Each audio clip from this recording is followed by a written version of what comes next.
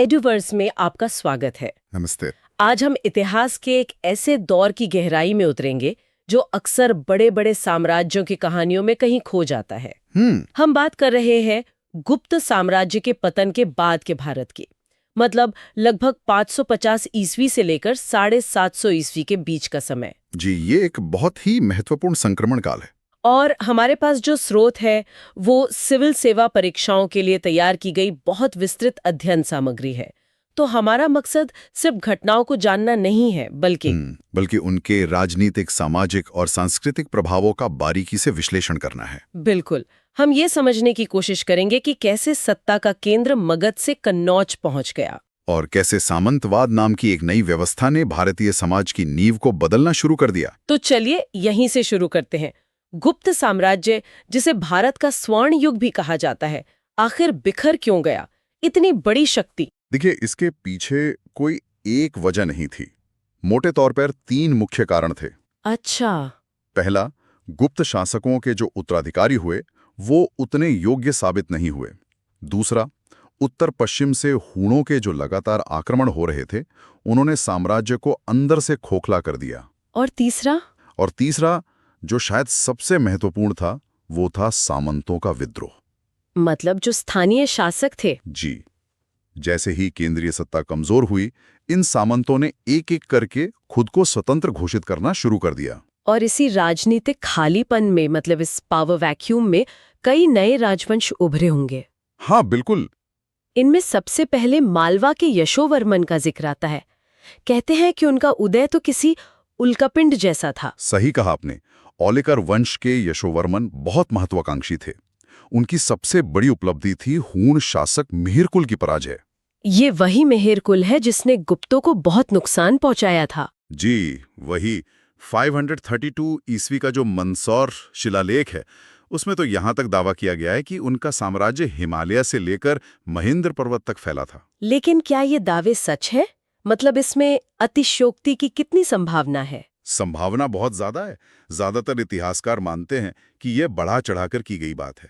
असल में उनका शासनकाल काफी छोटा रहा। अच्छा। वो आए, चमके और फिर गायब हो गए। उनकी मृत्यु के बाद मालवा में फिर से अराजकता फैल गई। ठीक है, फिर आते हैं वल्लभी के मैत्रक। ये तो पहले गुप्तों के ही सेनापति थे, है ना? हाँ, भट्टार्क ने सौराष्ट्र यानी आज के गुजरात में इस वंश की स्थापना की और वो गुप्तों के सेनापति ही थे। तो इनके पास ऐसी क्या खास बात थी? इनके पास थी आर्थिक शक्ति। अरब सागर के बंदरगाहों पर इनका नियंत्रण था, जिससे विदेशी व्यापार खूब होता था। मतलब पैसा आ रहा था। बहुत ज्यादा।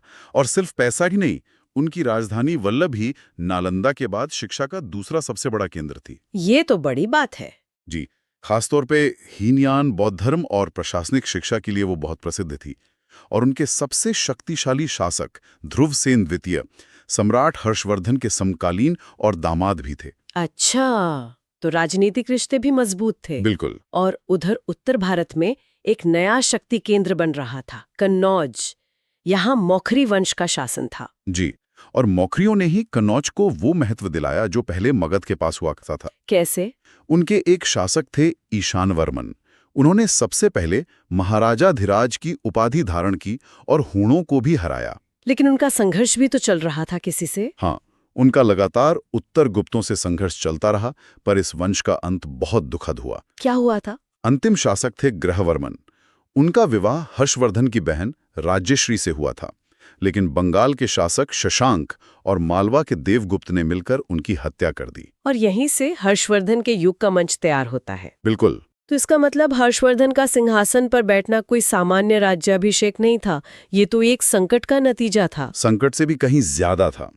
सोचिए, उनके पिता प्रभाकर वर्धन, जिन्हें हूण हरिण केसरी कहा जाता था, उनकी मृत्यु हुई। फिर उनके बड़े भाई राज्यवर्धन राजा बने, लेकिन जैसे ही उन्हें अपने बहनोई ग्रहवर्मन की हत्या का पता चला, वो बदला लेने निकले। और उन्होंने देवगुप्त को तो हरा दिया, लेकिन शशांक ने धोखे से उनकी हत्या कर दी। मतलब एक के बाद एक त्रासदी। जी, इन परिस्थितियों में सिर्फ 16 साल की उम्र में 606 ईस्वी में हर्षवर्धन गद्दी पर बैठे। उन्होंने हर्ष संवत की भी शुरुआत की। तो सत्ता में आने के बाद उनकी सैन्य उपलब्धियां क्या थीं? क्या उन्होंने पूरे भारत को फिर से एक कर दिया था? उन्होंने पंच भारत पर अधिकार किया, मतलब पंजाब, कन्नौज, बंगाल, मिथिला और उड़ीसा। ये एक बहुत बड़ा इलाका है। हाँ, उन्होंने बंगाल के शशांक को पीछे ढकेलने के लिए कामरूप यानी आज के असम के राजा भास्कर वर्मन से संधि भी की। लेकिन वो पूरे भारत को एक नहीं कर पाए। नहीं, जब उन्होंने दक्षिण की ओर बढ़ने की कोशिश की तो नर्मदा नदी के तट पर उनका सामना हुआ दक्कन के महान चालुक्य शासक पुलकेशिन द्वितीय से। और इस युद्ध का नतीजा क्या रहा? ये तो भारतीय इतिहास की एक बहुत बड़ी लड़ाई मानी जाती है। हर्षवर्धन की हार हुई। ये उनकी सबसे बड़ी सैन्य विफलता थी। और इसका प्रमाण कहाँ मिलता है? हमें 2 जगहों से मिलता है। एक तो पुलकेशिन के ऐहोल अभिलेख से और दूसरा चीनी यात्री ह्वेनसांग के विवरण से। इस युद्ध के बाद नर्मदा नदी ही दोनों साम्राज्यों की सीमा बन गई। प्रशासन और संस्कृति के क्षेत्र में हर्ष का योगदान कैसा था? मैंने पढ़ा है कि वो खुद एक बड़े विद्वान थे। उनका प्रशासन गुप्तों जैसा ही था, लेकिन एक फर्क था। क्या? सामंती तत्व ज्यादा मजबूत हो गए थे। कर उपज का 1/6 भाग था, जो कि काफी हल्का माना जाता है। पर एक दिलचस्प बात है, ह्वेनसांग के अनुसार हर्ष के समय सड़कें गुप्त काल की तुलना में कम सुरक्षित थीं। हाँ, ये एक विरोधाभास है। इससे लगता है कि शायद केंद्रीय नियंत्रण उतना मजबूत नहीं रहा था। और धर्म के मामले में? वो शुरू में शैव थे, पर बाद में महायान बौद्ध धर्म की ओर उनका झुकाव हो गया। उन्होंने कन्नौज में एक विशाल धर्मसभा और हर 5 साल में प्रयाग में महामोक्ष परिषद का आयोजन किया, जहां वो अपना सब कुछ दान कर देते थे। जी, सब कुछ। और हाँ, वो खुद एक बेहतरीन लेखक थे। उन्होंने 3 प्रसिद्ध संस्कृत नाटक लिखे, प्रियदर्शिका, रत्नावली और नागानंद। उनके दरबारी कवि बाण भट्ट ने हर्षचरित लिखी। तो अब बात करते हैं उस शासक की जिसने हर्षवर्धन को हराया, पुलकेशिन द्वितीय। वो भी अपने आप में एक महान शासक रहे होंगे। इसमें कोई शक नहीं। वो चालुक्य वंश के सबसे महान शासक थे।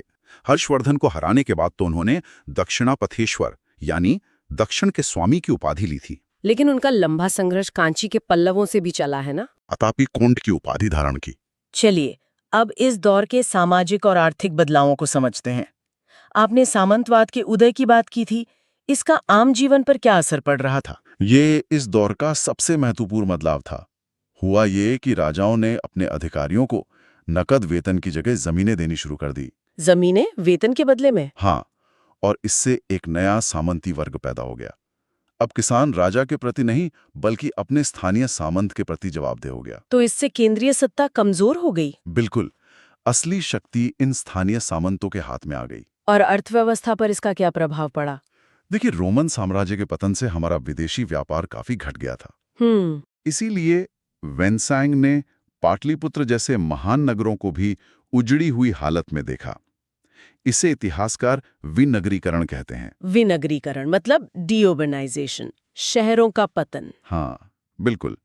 सोने के सिक्कों ने मिलावट बढ़ गई और व्यापार के लिए कौड़ियों का इस्तेमाल होने लगा।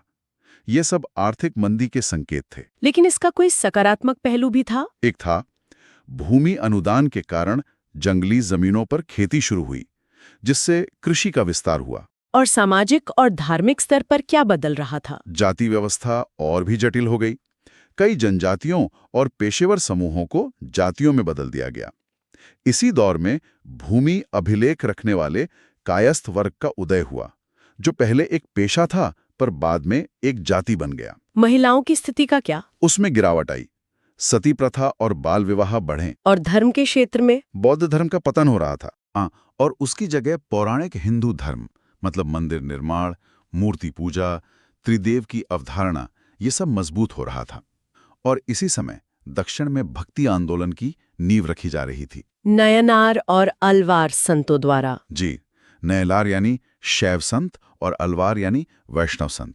तो क्या इस राजनीतिक उथल-पुथल के दौर में कला का भी विकास हुआ? हाँ, और ये बहुत महत्वपूर्ण है। इसी काल में उत्तर भारत की नागर शैली और दक्षिण की द्रविड़ शैली की मंदिर वास्तुकला में फर्क एकदम साफ होने लगा। और चालुक्यों ने एक मिलीजुली वेसर शैली विकसित की। ऐहोल को तो भारतीय मंदिर वास्तुकला का पालना ही कहा जाता है। और दक्षिण में पल्लवों ने महाबलीपुरम के वो अद्भुत रथ मंदिर बनवाए। जी, जो आज भी वास्तुकला का एक बेजोड़ नमूना है। तो कुल मिला के देखें तो गुप्तोत्तर काल सिर्फ एक राजनीतिक बिखराव का दौर नहीं था। नहीं, बिल्कुल नहीं। ये एक ऐसा समय था जब प्राचीन भारत एक तरह से मध्यकालीन भारत में बदल रहा था। बिल्कुल सही कहा। हर्षवर्धन प्राचीन भारत के अंतिम महान हिंदू सम्राट थे, लेकिन उनका साम्राज्य गुप्तों जितना संगठित नहीं था। इस दौर में सामंतवाद ने जड़ें जमा ली। जिसने आने वाली सदियों की राजनीति और समाज को आकार दिया। जी, और जहां एक और व्यापार और नगरों का पतन हुआ, वहीं दूसरी ओर क्षेत्रीय कला, भाषा और भक्ति जैसे तत्वों का विकास हुआ, और इसी ने मध्यकालीन भारत की नींव रखी। ये सोचने पर मजबूर करता है। अक्सर हम राजनीतिक एकता को ही संस्कृति और समृद्धि के लिए जरूरी मान लेते हैं। और यही आज का विचारणीय प्रश्न है, क्या राजनीतिक विखंडन हमेशा सांस्कृतिक पतन का कारण बनता है, या ये क्षेत्रीय पहचान और नई सांस्कृतिक अभिव्यक्तियों के फलने फूलने का एक अवसर भी हो सकता है? जैसा कि हमने देखा, एक बड़े साम्राज्य के बिना भी कला, धर्म और समाज के नए और स्थायी रूप जन्म ले रहे थे।